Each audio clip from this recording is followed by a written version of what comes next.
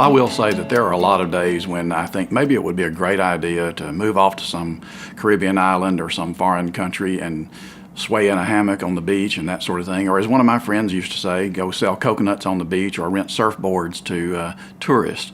And in doing so, maybe I could avoid paying United States income taxes. The fact is that's really not true. A U.S. citizen is subject to tax on worldwide income. So no matter where that income is earned, no matter the source or the type of income it is, it's still subject to United States tax.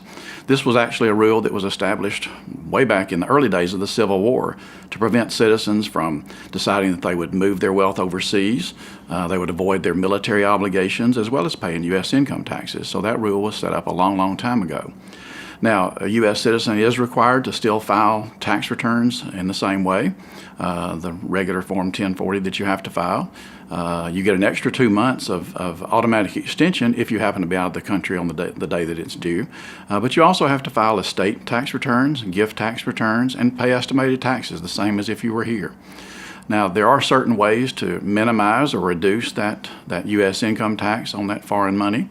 For example, if you're paying taxes, depending on the treaties that we have with the other countries, if you're paying taxes in those other countries, you may be able to take a credit against your United States tax, which avoids double taxation, where you're paying the tax on exactly the same income in two different nations.